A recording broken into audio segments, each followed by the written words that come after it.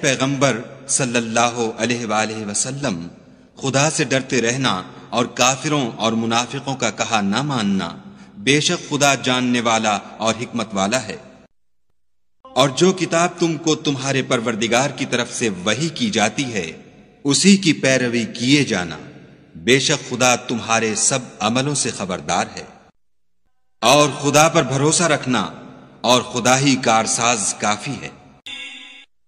خدا نے کسی آدمی کے پہلو میں دو دل نہیں بنائے، اور نہ تمہاری عورتوں کو جن کو تم ماں کہہ بیٹھتے ہو تمہاری ماں بنایا، اور نہ تمہارے لے پالکوں کو تمہارے بیٹے بنایا۔ یہ سب تمہارے منہ کی باتیں ہیں، اور خدا تو سچی بات فرماتا ہے اور وہی سیدھا رستہ دکھاتا ہے۔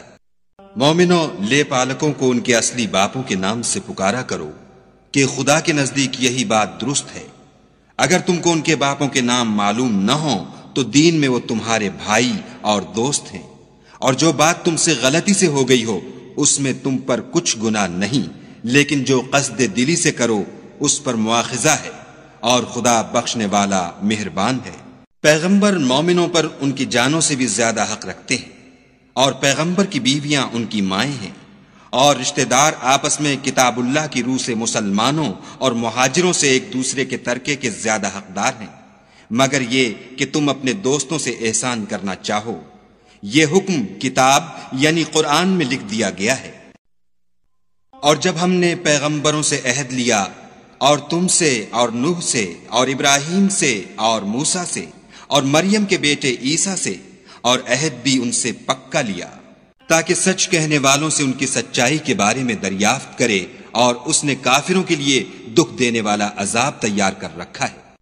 مومنوں، خدا کی اس مہربانی کو یاد کرو جو اس نے تم پر اس وقت کی جب فوجیں تم پر حملہ کرنے کو آئیں تو ہم نے ان پر ہوا بھیجی اور ایسے لشکر نازل کیے جن کو تم دیکھ نہیں سکتے تھے، اور جو کام تم کرتے ہو خدا ان کو دیکھ رہا ہے۔ جب وہ تمہارے اوپر اور نیچے کی طرف سے تم پر چڑھ آئے، اور جب آنکھیں پھر گئیں اور دل مارے دہشت کے گلوں تک پہنچ گئے، اور تم خدا کی نسبت طرح طرح کے گمان کرنے لگے، وہاں مومن آزمائے گئے اور سخت طور پر ہلائے گئے۔ اور جب منافق اور وہ لوگ جن کے دلوں میں بیماری ہے کہنے لگے کہ خدا اور اس کے رسول نے تو ہم سے محض دھوکے کا وعدہ کیا تھا، اور جب ان میں سے ایک جماعت کہتی تھی کہ اے اہل مدینہ، یہاں تمہارے ٹھہرنے کا مقام نہیں تو لوٹ چلو، اور ایک گروہ ان میں سے پیغمبر سے اجازت مانگنے اور کہنے لگا کہ ہمارے گھر کھلے پڑے ہیں، حالانکہ وہ کھلے نہیں تھے، وہ تو صرف بھاگنا چاہتے تھے۔ اور اگر فوجیں اطراف مدینہ سے ان پر آ داخل ہوں، پھر ان سے خانہ جنگی کے لیے کہا جائے تو فوراً کرنے لگیں، اور اس کے لیے بہت کم توقف کریں، حالانکہ پہلے خدا سے اقرار کر چکے تھے کہ پیٹھ نہیں پھیریں گے، اور خدا سے جو اقرار کیا جاتا ہے اس کی ضرور پرسش ہوگی۔ کہہ دو کہ اگر تم مرنے یا مارے جانے سے بھاگتے ہو تو بھاگنا تم کو فائدہ نہیں دے گا، اور اس وقت تم بہت ہی کم فائدہ اٹھاؤ گے۔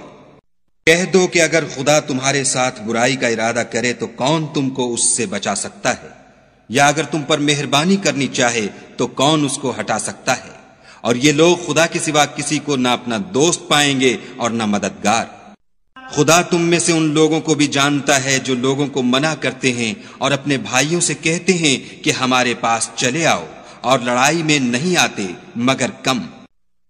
یہ اس لیے کہ تمہارے بارے میں بخل کرتے ہیں۔ پھر جب ڈر کا وقت آئے تو تم ان کو دیکھو کہ تمہاری طرف دیکھ رہے ہیں، اور ان کی آنکھیں اسی طرح پھر رہی ہیں جیسے کسی کو موت سے غشی آ رہی ہو۔ پھر جب خوف جاتا رہے تو تیز زبانوں کے ساتھ تمہارے بارے میں زبان درازی کریں اور مال میں بخل کریں۔ یہ لوگ حقیقت میں ایمان لائے ہی نہ تھے، تو خدا نے ان کے اعمال برباد کر دیے، اور یہ خدا کو آسان تھا۔ خوف کے سبب خیال کرتے ہیں کہ فوجیں نہیں گئیں، اور اگر لشکر آ جائیں تو تمنا کریں کہ کاش گماروں میں جا رہیں، اور تمہاری خبر پوچھا کریں، اور اگر تمہارے درمیان ہوں تو لڑائی نہ کریں مگر کم۔